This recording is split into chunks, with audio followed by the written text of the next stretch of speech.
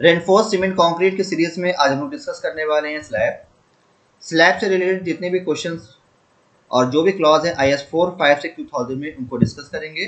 सो अगर आपको ये सीरीज पसंद आ रही है तो please like share and subscribe जरूर करें। सो देखते हैं first question. The slab is designed as one with if the ratio of long span to short span is option है less than 1, between 1 and 1.5, between 1.5 and 2 and last option है greater than 2। देखिए अगर suppose हम longer span को हम represent कर दें LY से और शॉर्टर स्पैन को रिप्रेजेंट कर दें LX से, सो आप किसी भी स्लैब को वन वे स्लैब कब कहोगे? ठीक है, तो कोड ये कहता है कि LY अपॉन LX रेशियो, या कह सकते हैं ratio of longer span to shorter span. अगर LY अपॉन LX रेशियो अगर ग्रेटर देन 2 है तो उसको क्या बोलेंगे? That is one way slab बोलेंगे। इसको याद रखिएगा। दूसरा क्या है कि अगर LY upon LX ratio less than equal to 2 है तो उसको बोलेंगे that is two way slab. अब देखिए एक चीज याद रखिएगा, वन वे स्लैब में क्या होता है कि वन वे स्लैब को बोला जाता है slab spanning in one direction. क्यों बोला जाता है? क्योंकि इसमें जो बेंडिंग होगी, ठीक है, bending takes place in shorter direction या शॉर्टर स्पैन में होगी। ठीक है, तो आप इसमें मेन एनफोर्समेंट जो आप प्रोवाइड करोगे वो शॉर्टर स्पैन में प्रोवाइड करोगे। टू वे स्लैब को बोला जाता है स्पैनिंग इन टू डायरेक्शन, क्योंकि इसमें बेंडिंग जो होती है वो डायरेक्शन में होती है। मतलब कि बेंडिंग आपका लॉन्गर स्पैन और शॉर्टर स्पैन दोनों में होगी। तो main enforcement to way slab में आप दोनों डायरेक्शन प्रोवाइड करोगे, मतलब शॉर्टर डायरेक्शन में भी और लॉन्गर डायरेक्शन में भी। ठीक है, तो याद रखिएगा LY upon LX ratio is greater than 2, then slab is one slab. LY upon LX ratio is less than 2, then slab is two slab. तो यहाँ पे करेक्ट आंसर क्या आएगा? इट इज ऑप्शन डी जो है वो करेक्ट होगा, it is greater than. Next question है, in the case of two way slab the ratio of long span to short span. Option आपको गिवन है और ये राजस्थान जल निगम A 2016, नगर निगम A 2016 एंड SSC JEE 2011 में क्वेश्चन पूछा गया है। सो ऑलरेडी हम बता चुके हैं कि LY अपॉन LX रेशियो अगर आपका लेस देन 2 है तब उसको क्या बोलेंगे आप स्लैब को? It is two way slab बोलेंगे। ठीक है, तो यहाँ करेक्ट आंसर क्या आएगा? इट इज ऑप्शन डी जो है वो करेक्ट होगा। नेक्स्ट क्वेश्चन है, the maximum diameter of the reinforcement bar in RCC slab is option 20 mm, 20 mm, अच्छा इसको 25 कर लीजिए, 25 mm span upon 100, thickness of the slab upon 8। SSC JEE 2016 का क्वेश्चन है। सो मैक्सिमम डायमीटर, तो diameter of the reinforcement बार अगर slab की बात करें तो इसका क्लॉज है IS 456 2000 में। तो क्लॉज क्या देखते हैं? That is 26.5.2.1 maximum diameter. तो कोड में क्या बोला है? IS 456 2000 में क्या मेंशन है कि diameter of the reinforcement bar shall not exceed 1/8 of the total thickness of the slab. तो जो डायमीटर है वो 1/8 of the thickness of the slab से ज्यादा नहीं हो सकता। मैक्सिमम डाया जो है स्लैब का अगर बात करें तो 1/8 of the total thickness of the slab से ज्यादा नहीं हो सकता है। ठीक है, उसको याद रखिएगा। तो यहाँ करेक्ट आंसर क्या है? इट इज ऑप्शन डी जो है वो करेक्ट होगा। नेक्स्ट क्वेश्चन है, a reinforced concrete slab is 75 mm thick. The maximum size of the reinforced bar that can be used is option है 12 mm, 10 mm, 8 mm, 6 mm। सो हमको पता है कि मैक्सिमम डायमीटर जो अगर बात करें रिइंफोर्सिंग बार का, ठीक है, स्लैब के केस में तो क्या होता है 1/8 ऑफ द टोटल थिकनेस से ज्यादा नहीं हो सकता है। तो थिकनेस कितनी है स्लैब की? 75 mm। तो 75 अपॉन 8 करेंगे तो ये वैल्यू आएगी दैट इज 9.3 आएगी। ठीक है, अब देखिए कोड ये कहता है कि total thickness 1/8 of the total thickness से आप ज्यादा का डायमीटर नहीं यूज कर सकते हो। तो आप कितनी वैल्यू आई? दैट इज 9.3, मतलब कि 9 mm के डायमीटर से आप ज्यादा तो नहीं सकते हो। तो मतलब कि अब देखिए यहाँ पे क्या है 12 mm 10 mm, तो ये आंसर हो नहीं सकता। ठीक है, तो यहाँ पे जो करेक्ट आंसर क्या होगा? दैट इज ऑप्शन सी जो है वो करेक्ट होगा, दैट इज 8 mm। तो हम लोग क्या करेंगे, अगर उसके राउंड ऑफ करेंगे तो क्या हम ले सकते हैं 8 mm डायमीटर यूज कर सकते हैं मैक्सिमम। ठीक है, इससे मैक्सिमम की बात की है तो इसलिए 8 mm यूज करेंगे, ठीक है, इससे ज्यादा यूज नहीं कर सकते 8 mm से ज्यादा, ठीक है, ये ऑप्शन सी जो है वो करेक्ट है। नेक्स्ट क्वेश्चन है for slab spanning in two direction for calculating the span to effective depth ratio, option आपको गिवन है, SSCI 2005 का ही क्वेश्चन है। देखिए इसमें बोला गया है कि अगर स्पैन टू इफेक्टिव डेप्थ आप फाइंड करेंगे तो उस केस में आप स्पैन क्या लोगे, लॉन्गर स्पैन लोगे, शॉर्टर स्पैन लोगे, ठीक है, ये क्वेश्चन में ऑप्शन में आपको गिवन है। देखिए यहाँ पे बोला गया स्लैब स्पैनिंग टू डायरेक्शन, अगर टू डायरेक्शन की बात करें मतलब ये टू वे स्लैब की बात कर रहा है पहले तो ये, ठीक है, तो टू वे स्लैब में आप कैलकुलेट करेंगे तो L upon span to effective depth अगर रेशियो फाइंड करना है तो स्पैन आप क्या लोगे, ये क्वेश्चन है, ठीक है। अब कोड की क्लॉज जरा देखते हैं क्या है। कोड में बोला गया है for slab spanning in two direction, मतलब टू वे स्लैब की बात कर रहा है, shorter of the two span should be used for calculating the span to effective depth ratio, क्या बोल दिया है कि आपका जो शॉर्टर स्पैन होगा उसको ही आप यूज करोगे span to effective depth ratio निकालने के लिए, यहाँ तक क्लियर हो गया, ठीक है, तो शॉर्टर स्पैन ही लेंगे, ये क्लियर हो गया, ठीक। इसमें एक चीज और क्लास है कि अगर शॉर्टर स्पैन आपकी जो स्पैन है वो 3 अप टू 3.5 मीटर है, माइल्ड स्टील अगर आप यूज कर रहे हैं दूसरी कंडीशन, तो इस केस में अगर आपको वर्टिकल डिफ्लेक्शन लिमिट की अगर बात करें that is span to overall depth अगर निकालना है तो सिंपलेस्ट स्टूडेंट के लिए वैल्यू होती है दैट इज 35 और कॉन्टिन्यूअस स्लैब के लिए 40। इसमें एक चीज और मेंशन है, लोडिंग क्लास जो है अप टू 3 किलोमीटर पर मीटर स्क्वायर है, ठीक। अच्छा ये जो वैल्यू है सिंपल सेपरेट स्लैब के लिए 35 और कॉन्टिन्यूअस स्लैब के लिए 40, ठीक है, मतलब क्या ये L upon overall depth ratio given है, it is 35 for the simple separate की और कॉन्टिन्यूअस स्लैब के लिए it is 40, shorter span up to 3.5 meter और ग्रेट ऑफ स्टील कितना है, इट इज माइल्ड स्टील है।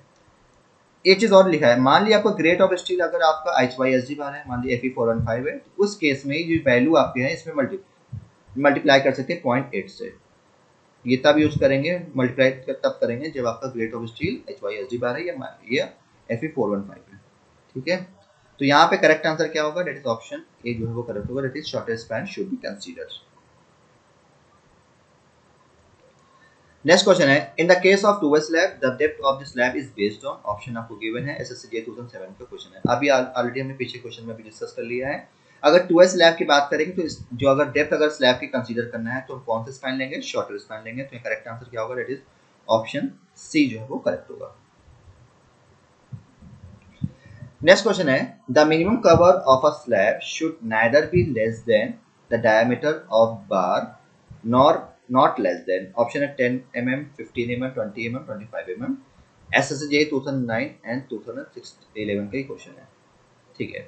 देखिए हमने टेबल नंबर 16 IS45 से 2000 में हम लोग ने देखा था कि माइल्ड अगर आपको नॉमिनल कवर निकालना है तो एक्सपोजर कंडीशन अगर माइल्ड है, मॉडरेट है, सीवियर है, वेरी सीवियर है एंड एक्सट्रीम केस है। तो माइल्ड के लिए नॉमिनल कवर की वैल्यू होती है दैट इज 20 mm, मॉडरेट के लिए होती है that is 35 mm, sorry 30 mm, severe के लिए होती है that is 45 mm, very severe के लिए होगा that is 50 mm and extreme case के लिए कितनी होती है दैट इज 75, ठीक। अच्छा जब हमने नॉमिनल कवर का क्लॉज पढ़ाया था तो उसमें ये बोला था, उसमें एक चीज मेंशन थी कोड में कि किसी भी केस में कोई चाहे आपका स्लैब की बात करो या कॉलम की बात करो, किसी भी केस में नॉमिनल कवर जो है वो डायमीटर ऑफ द बार से कम नहीं हो सकता है, डाया ऑफ बार से कम नहीं हो सकता है किसी भी केस में, ये एक चीज एक लॉज भी है, ठीक है। तो यहाँ बोला कि मिनिमम कवर जो है स्लैब में कितना प्रोवाइड करोगे, तो अब मिनिमम कितना दे सकते हैं, देखिए माइल्ड एक्सपोजर के लिए कितना लेते थे 20 mm, तो स्लैब में जनरली 20 mm यूज करते हैं, बट याद रखें डाया ऑफ बार से कम नहीं हो सकता, ये भी क्लॉज है, ये इसको याद रखिएगा। तो यहाँ करेक्ट आंसर क्या है, इस ऑप्शन सी जो है वो करेक्ट होगा, that is 20 mm। Next question है the dia of the bar of the main reinforcement in a slab is 16 mm, the concrete cover to main bars is option 10, 12 mm, 14 mm, 10 mm, 16 mm, SSCI 2017 का ही question है। देखिए अभी हमने बताया कि exposure condition के लिए 20 माइल्ड के लिए एक्सपोजर कंडीशन के लिए 20 mm का आप नॉमिनल कवर प्रोवाइड कर सकते हो, बट साथ साथ एक क्लॉज ये भी है किसी भी केस में आप डाया ऑफ द बार से कम नहीं प्रोवाइड कर सकते हो। तो जनरली हम लोग कितना कर्व ले सकते हैं? अगर स्लैब की बात करें 20 mm यूज करते हैं माइल्ड एक्सपोजर के लिए। अब ऑप्शन देखें तो यहाँ पे ऑप्शन में तो 20 mm है ही नहीं है। अब क्या करें? क्वेश्चन में डाई ऑफ बार कितना गिवन है? 16 mm है। और क्लॉज ये है किसी भी केस में आप डाई ऑफ द बार से कम नहीं प्रोवाइड कर सकते नॉमिनल कवर। तो कितना है dia of the bar? 16 mm है, तो आप 16 mm से कम नहीं प्रोवाइड कर सकते। तो करेक्ट आंसर क्या आएगा? इट इज ऑप्शन डी जो है वो करेक्ट होगा। नेक्स्ट क्वेश्चन है maximum percentage reinforcement in the case of slab is limited to, option है 2, 4, 6, 8। तो मैक्सिमम एनफोर्समेंट चाहे बीम की बात करें स्लैब की बात करें कितना लेते हैं? Maximum enforcement percentage of enforcement 4% लेते हैं। तो यहाँ करेक्ट आंसर क्या है? दैट इज ऑप्शन बी जो है वो करेक्ट होगा। नेक्स्ट क्वेश्चन है minimum percentage of steel in an RC slab is, option आपको गिवन है और ये क्वेश्चन देखिए आप पूछा गया है 2007, 12, 14 एंड 17 में क्वेश्चन पूछा गया है। मिनिमम परसेंटेज की बात कर रहा है स्लैब में, ठीक है। तो याद रखिएगा अगर माइल्ड स्टील यूज कर रहे हैं, ठीक है, मिनिमम परसेंटेज की अगर मिनिमम एनफोर्समेंट की बात करें तो mild steel enforcement in either direction in slab shall not be less than 0.15% of the total cross sectional area. तो माइल्ड स्टील कितना है? इससे कम नहीं प्रोवाइड करेंगे minimum enforcement, it is 0.15% of the total cross sectional area. और अगर HYSD बार है तो उस केस में कितना लेंगे? That is 0.12%। तो 0.12% of the total cross section area. अब आप क्वेश्चन देखिए तो क्वेश्चन में ग्रेड ऑफ स्टील नहीं मेंशन है, ठीक है, कि आपका स्टील आपका माइल्ड स्टील है या HYSD बार है, मेंशन नहीं है। तो उस हिसाब से क्वेश्चन के आपका करेक्ट आंसर बी भी हो सकता है और सी भी हो सकता है क्योंकि ग्रेड ही मेंशन नहीं किया है, ठीक है। तो इस क्वेश्चन का जो करेक्ट आंसर हो सकता है दैट इज बी एंड सी दोनों हो सकते हैं। नेक्स्ट क्वेश्चन है the HYSD bar enforcement in RC slab shall not be less than, option है 0.1% of BD, 0.12%, 0.15% and 0.2% of BD। SSC 2011 का ही क्वेश्चन है। तो अभी बताया HYSD अगर बार आप यूज कर रहे हो तो उस केस में मिनिमम एनफोर्समेंट कितना ले सकते हो? That is 0.12% of the total cross sectional area.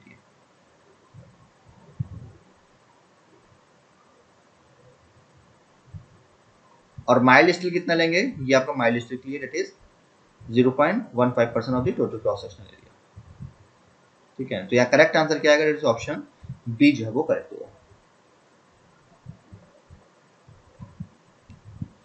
Next question है the maximum permitted spacing of main bar in a slab is, option है 100 mm, 3D, 5D and 450 mm। ये क्वेश्चन आप देख सकते हैं पूछा गया 7 में और 2012 में SSC में।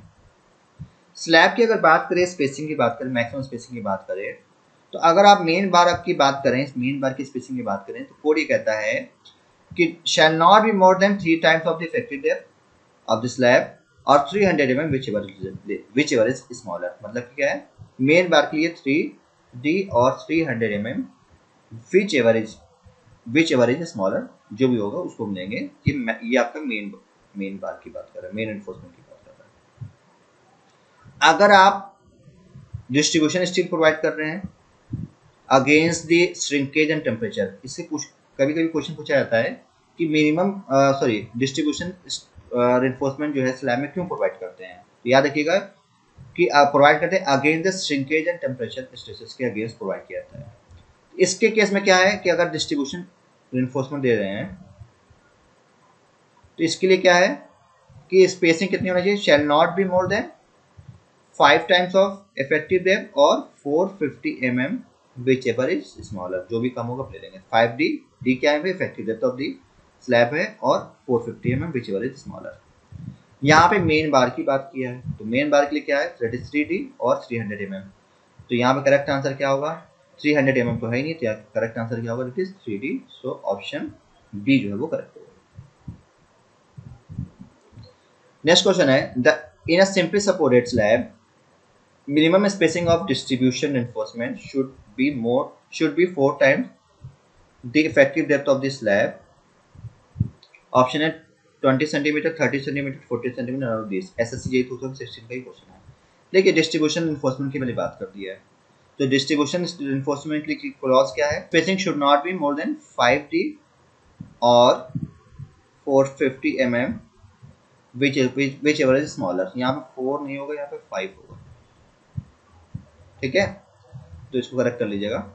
तो 5D और 450 mm which ever is smaller, ठीक है। तो यहाँ पे जो करेक्ट आंसर क्या आएगा, देखिए 5D, ठीक है, और 450 mm which ever is smaller. तो 450 तो यहाँ पे गिवन नहीं है, तो यहाँ पे करेक्ट आंसर क्या आएगा, it is none of this. So option D जो है वो करेक्ट होगा।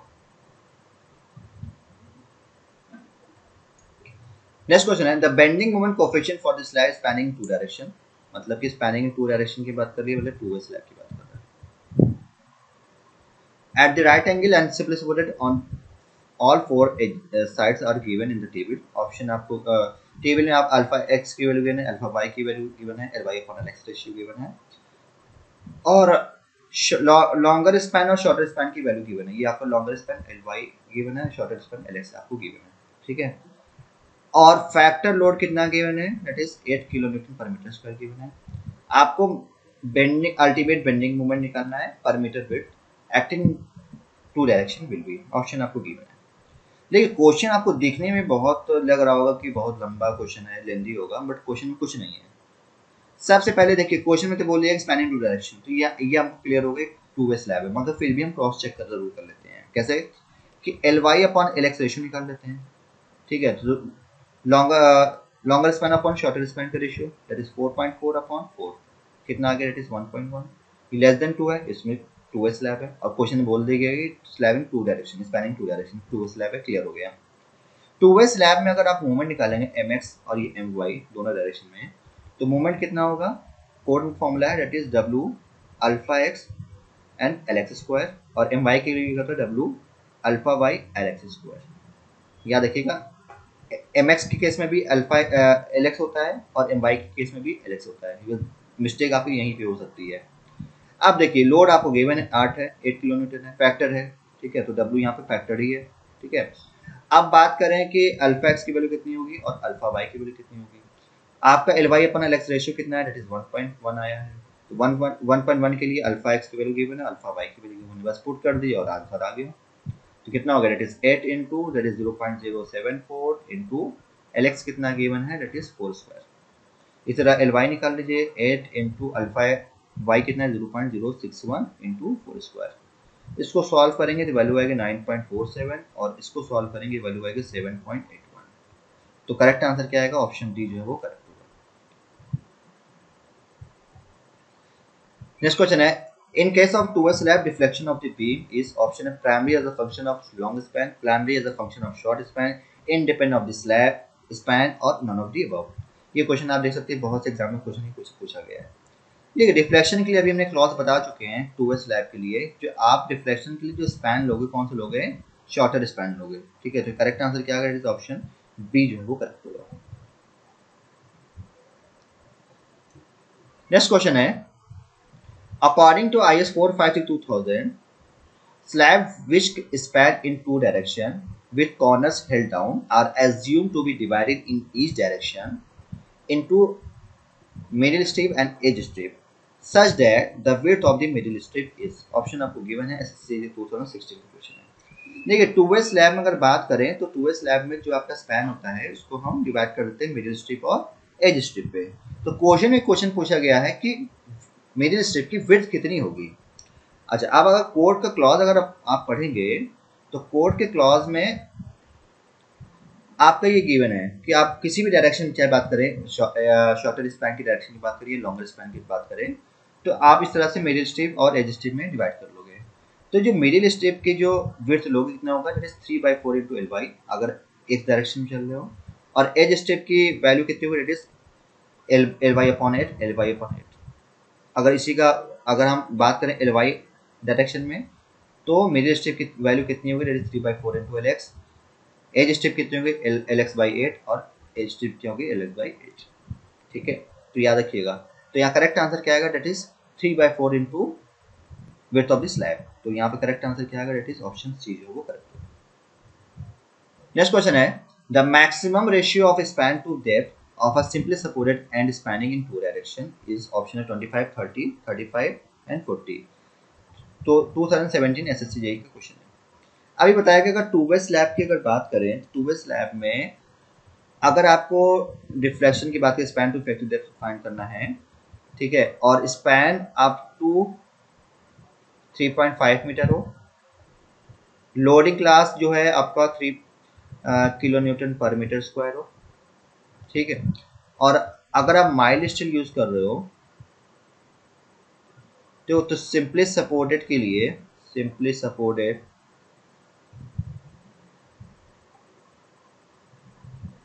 स्लैब के लिए कितनी वैल्यू होती है, L upon D, L upon D की वैल्यू होती है दैट इज 35, और कॉन्टिन्यूअस के लिए कितनी होती है, दैट इज 40। ये क्लॉज में बता चुका हूँ। और अगर आप H by S D bar use करेंगे तो इस केस में जो वैल्यूज है उसको मल्टीप्लाई कर देंगे, दैट इज 0.8 से मल्टीप्लाई कर देंगे, ठीक है। तो यहाँ पे सिंपल सपोर्टेड की बात किया गया है, तो सिंपल सपोर्टेड के लिए कितनी वैल्यू होती है, दैट इज 35 होती है। करेक्ट आंसर क्या आएगा, ऑप्शन सी जो है वो करेक्ट होगा। थैंक यू, होप ये सीरीज आपको पसंद आ रही है। अगर पसंद आ रही है तो please like share and subscribe जरूर करें और आने वाली नेक्स्ट वीडियो को जरूर देखें। Thank you so much.